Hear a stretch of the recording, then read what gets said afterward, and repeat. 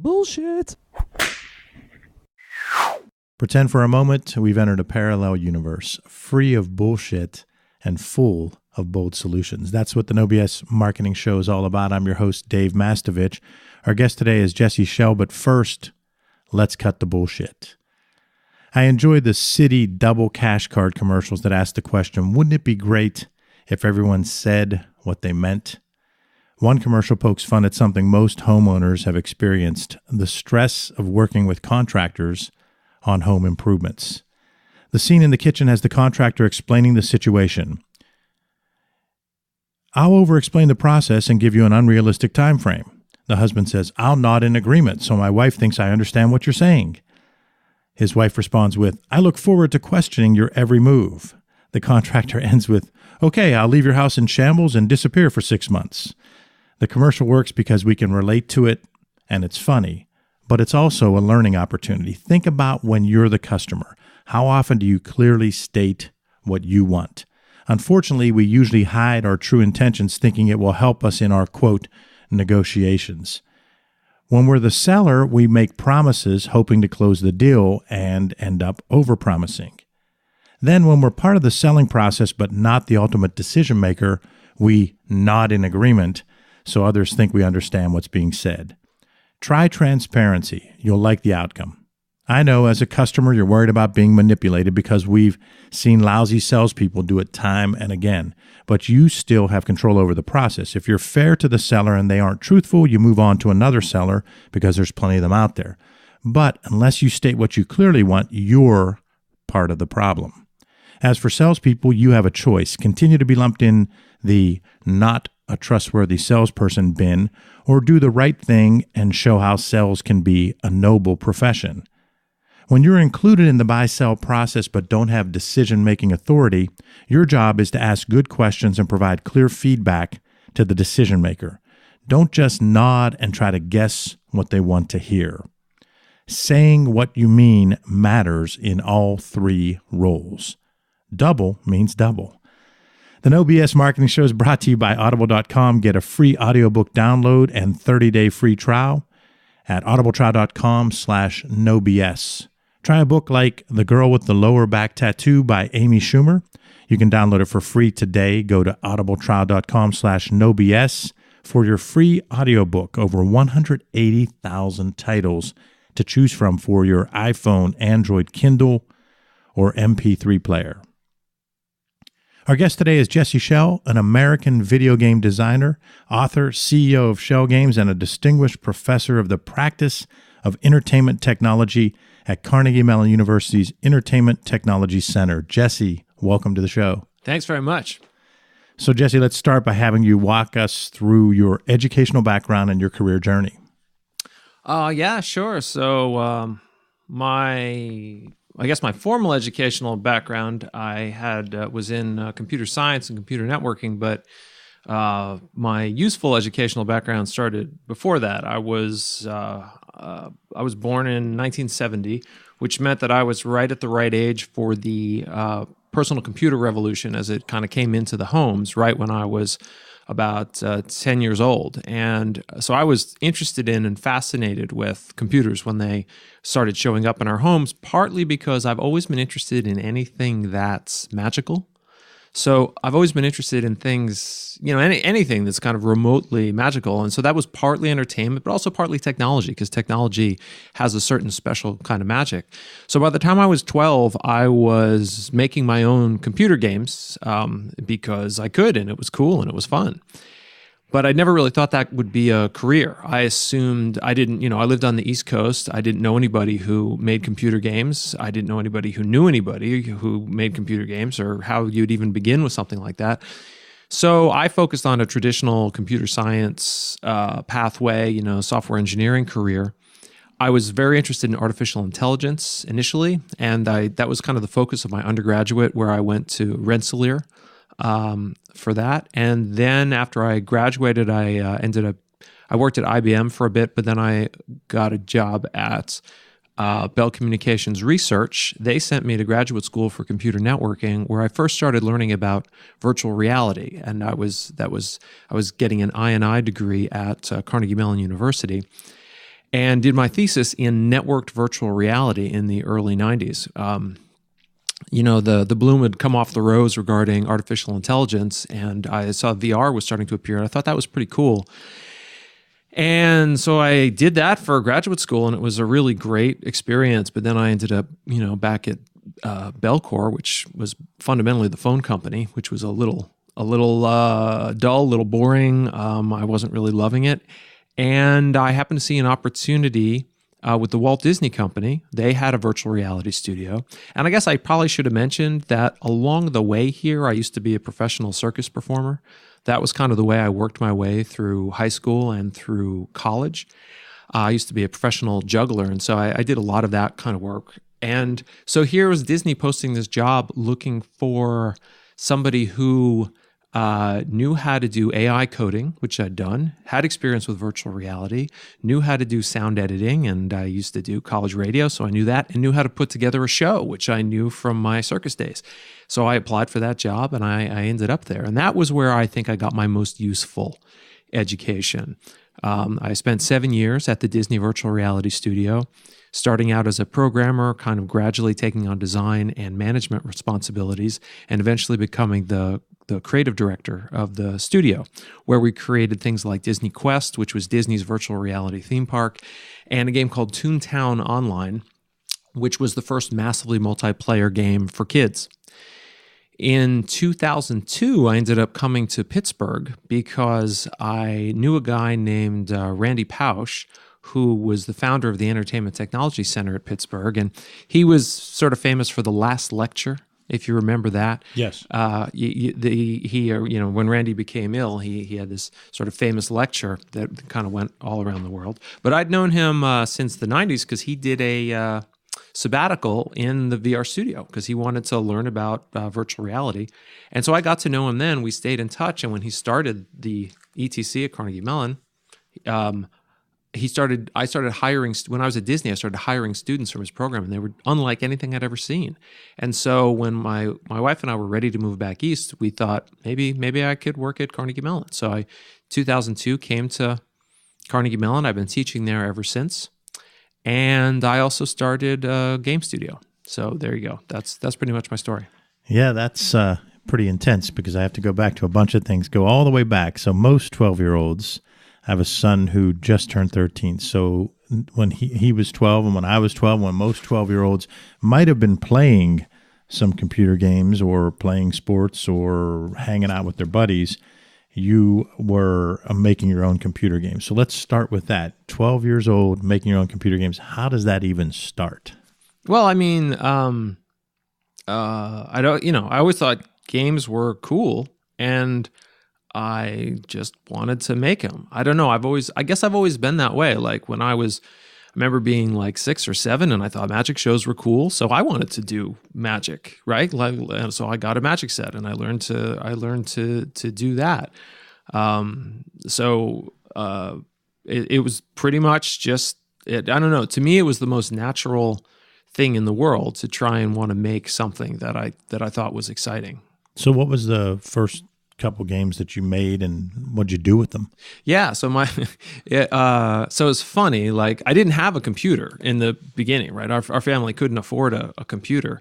What I used to do is I would hang out at department stores where they used to sell computers, right? It's weird to think of it now, but JCPenney used to have a computer section, and they'd have 6 or 8 different computers on display for you to try. And I would hang out in the mall, and it was cool because it let me kind of compare and contrast all the different systems. And so that was where I started, kind of got my chops, just sort of hanging out and doing that. And so you would work on a computer for 2 hours and no one would send you away? Not really. I mean, you had to kind of be cool about it. You didn't want to get chased out of there.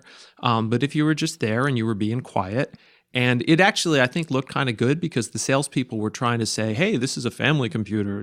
Even kids can use it. And here's some kid like working away at it. And, it was, if you saw the salesperson coming over, wanted to show it to somebody, you'd get out of the way and go do something else, Anyway, so so that was how I first got started. But then once I finally got my own computer, which was an Atari 800 XL, it was a very exciting day. The first game I'd made was a fishing game. I made a text-based fishing game because my friends and I always like to go fishing, and I thought, why don't I make a little computer game about it? And it was so simple. It was effectively kind of like a slot machine. You know, you'd hit like, I don't know, you'd hit H to put your hook in the water, and then you'd wait and see what kind of fish you'd catch, and you'd get different points for different kinds of fish. And it was an incredibly simple game, but what blew me away were my friends would play it for like an hour at a time. And really what I'd done is I'd invented the slot machine, and of course slot machines are compelling. But for me, like, again, it was magic. Like, here's this little thing, a simple idea, just using words, just using a little bit of technology, and people are kind of into it for long periods of time. And so I kind of stuck with that and just kept, growing and learning new things. The No BS Marketing Podcast with Dave Mastovich is brought to you by Mass Solutions. Put our 3-step No BS process to work for you. Visit masssolutions.biz today to take your marketing to another level. It's all about bold solutions, no BS. So you begin doing that at 12, 13, through your teenage years. Yeah. You are creating, through your teenage years, you're creating these games on your Atari. And you then decide, you said software engineering, artificial intelligence in your undergrad work? Yeah, you're right. That's right. So I decided, I remember I had to make this big decision. I remember it was a lot of stress on me in 9th grade. Somehow I decided, okay, it's time to get serious. Got to figure out what are you doing, kid. And I'd always been interested in performing, and I used to think when I was younger that I was going to go for a career as an actor. But now I'm like, you got to make a decision. You're not going to be able to be like actor and, software engineer. That's not going to work. You're going to have to pick one. And I thought about it good and hard, and I decided, you know what? I think I'm going to stick with the software engineering as my path. And I just sort of picked that and sort of stuck with it. And so that took me to college, certainly. And so you go to college, you come out, and you have some great jobs. When you think about that time frame of the late 80s, early 90s, worked at IBM and then Bell doing research, and they actually sent you to grad school. So you then go to the grad school at Carnegie Mellon. That's right. And you got the virtual reality. Talk about, so you were working full-time while in grad school, and it just continued to drive your passion. Well, it was cool. Like, it wasn't working full-time. It was kind of amazing. Like, one of the things I guess I've always believed is that if you want something, you should try and get it. And so when I was graduating, I thought, well, what do I really want? Well, I really want to go to graduate school to pursue artificial intelligence. That's what I really saw as my next step. But I couldn't. I'd exhausted a lot of funds just paying for undergraduate, and I was already in some debt. And the notion of like paying for 2 more years of school or 4 more years of school, I couldn't even imagine it. So I'd heard that sometimes companies would send you to graduate school. And I know it was kind of an older fashioned practice, but I'd heard of it. So every time I did an interview, I would ask, by the way, do you ever send people to graduate school? And most of the companies were like, no, of course not. No, we don't do that. But when I did the interview with Bell, who I was interested in because I knew they did AI research, and they were sort of famous for sending people to graduate school, I said, do you do that? Is that an opportunity? And they said, yeah, we used to. We don't do that anymore. Well, actually, we have this one program, and the program's in computer networking, or technically information networking is what it was called, and which was really computer networking. And are you, is that, would you want to pursue that? And I thought, well, maybe. And then I had to think about it. I'm like, ugh, no way. Like, as I thought about it, I was not interested, because we were having this conversation in 1992. There was no web yet. So computer networking was like sending packets around, and it just struck me as the most boring thing that you could be doing. For me, it was close to computer engineering, which I was never interested in that. The low level part of it, I wanted to make computers do things, and I didn't see networking as a path to make computers do things. And so I had to go think about it, because like I didn't want to turn down free graduate school. That sounded pretty great. Because the deal was free graduate school and half salary while you were there, and you didn't have to do any work. You just had to get through school. I'm like, who could turn that down? So when I would think about things, I would always go play pinball, was what I liked to do. And I was there playing pinball, thinking about it, thinking, no, I don't want to do this. I'm like, computer networking is dull and not interesting. It's not AI. I wanted to go into AI. I'm not interested in this. is that really what I want to do? And I started thinking about it. What do I really want to do? I'd really love to be able to make stuff like this pinball machine. And I'm playing pinball and I'm looking at the machine and I'm thinking about it. I'm like, well, if I was going to make a pinball machine, how would I do that?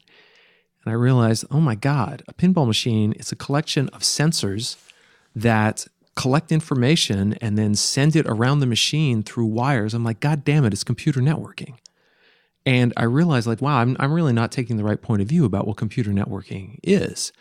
And right then and there, I decided, you know what, I am going to pursue this and see if I can find a way to chase it down. And that was, so I decided, okay, guys, I'll take you up on this. And I'm glad I did, because that was where I first got into VR.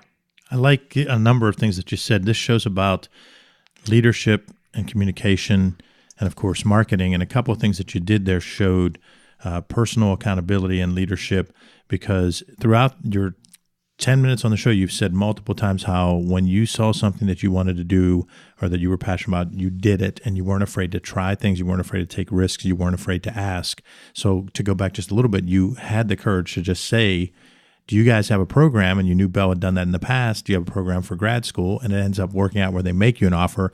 Then you go and you ponder it. And I think everybody has their way that they think through things. For you, it was playing pinball. For me, it was always shooting basketball. I always tell people, anytime through my 20s, even when there was a problem, I'd be at a court somewhere shooting by myself, thinking through it. And you would be at a pinball machine thinking through it. You went through it. You thought through it as a leader, and you had the vision and the wherewithal to take a risk. So you end up getting the opportunity to get the graduate degree at Carnegie Mellon, doing something that you figured out would actually be a long-term passion. So what ended up happening? How long were you in that capacity with Bell? Did you ever go with them full-time after the graduate degree?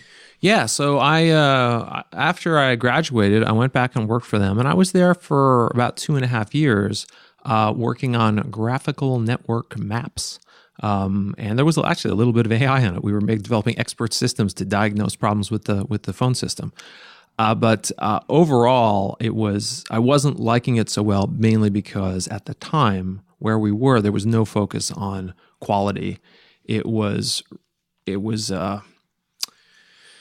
of a holdover at the time. It was very much a holdover from the AT&T days, and which meant that there was no real competition to worry about.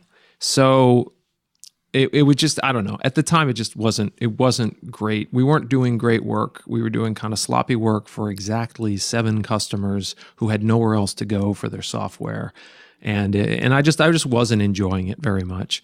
And so I was always kind of keeping an ear out for other opportunities. And when the Disney opportunity showed up, it was a big deal. That's Jesse Schell on the No BS Marketing Show. I'm Dave Mastovich. Jesse, you had 3 early jobs that you really can't do much better. IBM, Bell, and Disney. So that's impressive. Then you get to Disney, which is like the home run of all of them. And talk about that experience and how it molded you for your own company. Oh, so that was for me. That was sort of a pinnacle experience for me, without a doubt. I didn't know. So the part of Disney I ended up in was Walt Disney Imagineering, which is the part of Disney responsible for the theme parks. And it's funny, like, even though I grew up, I was doing the circus stuff. I was working amusement parks growing up. I had a huge love for amusement parks growing up. I'd never been to a Disney park as a kid. Again, it was not a thing that our family could afford. It wasn't something we would have gone to do. My only exposure to things like that were they would show these tacky parades on TV, and I thought, wow, that looks terrible. I don't think I would like that. It looks like a really corny theme park. And I very much have my wife to thank for sort of introducing me to what the Disney parks are really about. Because when we got married, she said, for honeymoon, why don't we go to Disney World? Because it was an idea she had. And I'm like, well, I'm not really into it, but she's into it. So I've never been. So sure, why don't we do it? And I was blown away. Because I knew amusement parks really well. I grew up on the Jersey Shore with all the parks there. And then I'd worked at parks in Massachusetts and New York. And when I saw what was there and the level of quality and the level of showmanship and just sort of the passion, the dedication, like I had no idea. I'd always assumed that all of Disney, that Walt Disney put all his magic into his films and that everything else was just a cheesy knockoff. And to see the level of quality was there, it was kind of life-changing for me. And so when I heard there were, an opportunity to kind of take that level of quality to the world of virtual reality, I was enraptured. A couple of other things that I think tie a lot to what we talk about on this show. You mentioned that you took into account 4 things with the one move where you had the AI coding, the virtual reality, you had the actual putting together sound editing, so your college radio experience, and putting together a show. You were juggling. Yeah. I like to talk on this show because we do have a broad base of listeners. I find that a lot of college students, being that I do some college teaching, it seems like we end up getting a lot of younger listeners and people in that first job, but then we also get people more in the C-suite too, because we have a lot of guests. So talk about how you were able to incorporate the college radio and the juggling, things that were part of your life, and also the building the computer from 12, 13. So things that you're doing as a 12-year-old, 15-year-old, 20-year-old, 22-year-old can come into play when you're 28, 30, 40. Oh, I mean, absolutely. I mean, anything that you chase down and you're passionate about and you learn about could come in handy later on. You never know. I know that's happened for me just over and over again. I mean, when I was really young, I was super passionate about board games, and I was amazed by the fact that I could, take a sheet of cardboard and a few pieces of plastic, and people could suddenly be, spend hours like fiddling with these things and arguing about it, and it really means something to them. I mean, that's magic. There's something magic in that, and trying to understand what made for a good board game versus a bad board game. I mean, that early kind of thinking and playing around is certainly something that stayed with me forever. And same thing, all that stuff I did, all the high school stuff, working, summer jobs, working in the show department at an amusement park. I learned so much about just showmanship and what works and what doesn't, not to mention politics, because man, they're like, theater always has politics in it, right? Because your egos need to be amplified in any kind of sort of theatrical situation. And it's sort of like the lower the stakes, like the higher the intensity, right? Yes. Right? Why is it so intense? Because the stakes are so small, right? And that taught me an awful lot about what makes a team work and what drives a team. And so I don't know. I mean, you can learn from anywhere, from anything. Everything is useful somewhere else. I always think of that story about Henry Ford. He's famous for assembly lines for the cars. And where did he get the idea? For whatever reason, he was touring a slaughterhouse. And he's looking at how they do it, and they do it in an assembly line fashion. There's, one guy in charge of kind of splitting the carcass and one guy in charge of separating the ribs and all that. And he's looking at it thinking, why don't we do cars like this? Because good ideas can come from absolutely anywhere. And well, speaking of learning and learning from multiple ways and experiences, let's talk about mentors. Other than family, who are your mentors and how have they impacted you? Oh, what a good question. So I've had a lot of mentors over the years. I've definitely had a few mentors. And it's funny, sometimes some of the mentors that make the biggest impression are the ones you don't have a lot of contact with, but they say the right thing at the right time. So when I think back over my career, 3 mentors that really made a big difference for me. One of them was a magician who I named Mark Tripp that I used to work for when I was doing these shows in high school. He was a professional magician and comedian. He was the leader of our show troupe. And he really taught me about the nature of showmanship and what it means. One thing he said I'll never forget is when you stand on a stage, you make a promise. And that promise is, I will not waste your time. And I've always tried to hold true to that. And I learned so much just about the detailed nature of like what makes a show work and not work from him. And then a second one I think of was a professor when I was in college. I was for undergraduate. I'm studying computer science. I've got to pick a minor. Most people pick who are studying computer science go for physics or go for mathematics because it's an easy reach from computer science. And I was trying to decide: do I want physics? Do I want computer science? Do I want physics? Do I want math? I was leaning towards math, but I wasn't sure. And I went to talk to my undergraduate advisor, who you very rarely see, but I went to ask him, like, well, I'm trying to pick between these. And he said, well, you could do that. Mathematics has some practical utility for computer scientists, but have you considered management? And I thought, well, management, I don't know, that sounds kind of boring. I'm not really into that kind of thing. He says, well, I want you to think about it, because if you're going to have any success in your career, then you're going to be in charge of people. And to be in charge of people, you need to know about good management. I mean, look at me. Here I am in charge of nothing and nobody because I have no management skill. I don't know anything about it. I have a couple graduate students. Who cares? But if you know about management, you can do things in the world. And I thought, well, that's an interesting point. Anywhere I go, if I'm going to do things, maybe that could be useful. So I did my minor in management. Took a few. You take accounting, you take intro to management, you take a marketing class.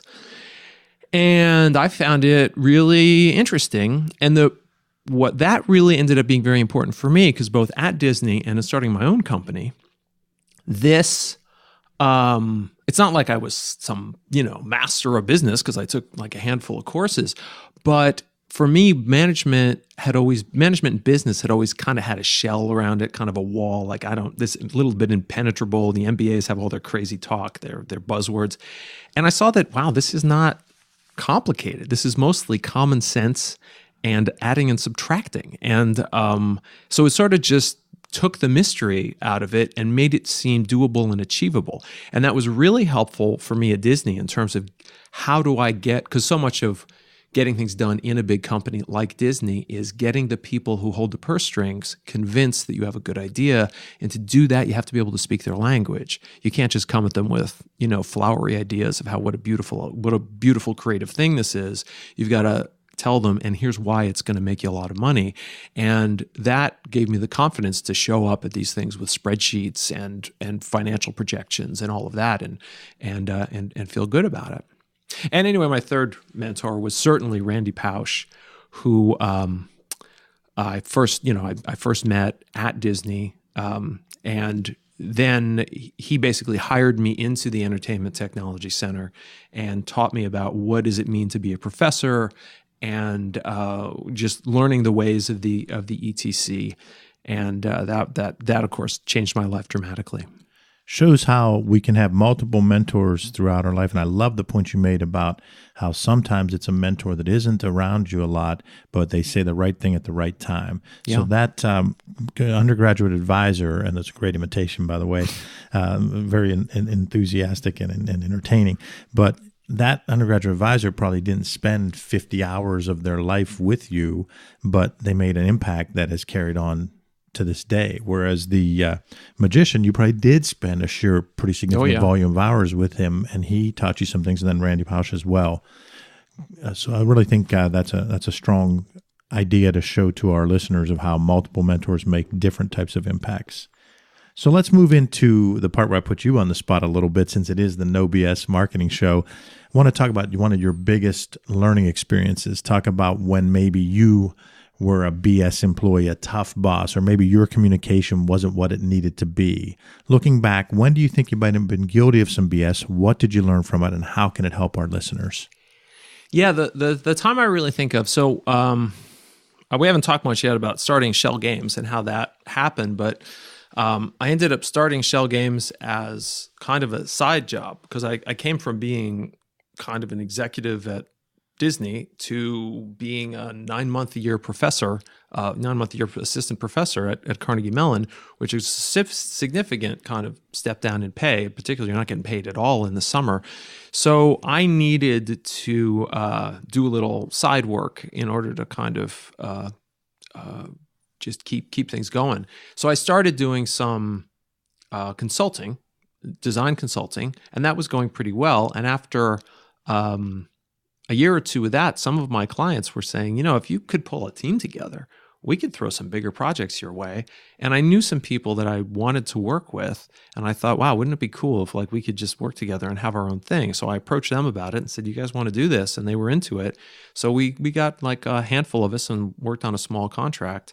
And then one contract led to another. And here it is 14 years later, and we've got a company with over 100 people. But that growth has not been smooth and steady and easy. There are, an organization changes a lot the bigger it gets. And when we started out, we were very flat, very sort of democratic, just sort of everything just sort of worked off gut feel and vibe and intuition. And as we grew, I'd always liked that. Let's just keep that going. And it turned out that was not acceptable. As we got into 20, 30 people, this kind of sort of let people do what they do wasn't really working, because my passion had always been making things, designing things. The idea of spending my time trying to mentor and guide people wasn't really foremost on my mind. And as a result, we had the studio in a place where they were getting very little guidance or mentorship. I was very big on, hey, I'm going to give you the responsibility, and you just kind of, hey, do the right thing and run with it. And people weren't always doing the right thing. And even worse, you had situations where it wasn't clear who was in control of a project or who had authority on a project. And so there would be discontent. People would have a disagreement. They couldn't resolve the disagreement, and there was no one to settle the disagreement unless I happened to be there at the particular time. And then maybe sometimes I could help settle it. And for a while, I was kind of fooling myself that no, this is okay. This is a little bit of this creative chaos is good, but it wasn't good. People needed more guidance and mentorship and confidence and structure. And gradually I learned to do that and how to do that. But in order to get over that, I had to really kind of sober up and realize that, the way I was doing things, I was fooling myself. This wasn't a good way to go about it. Hear more of my interview with Jesse Schell on part 2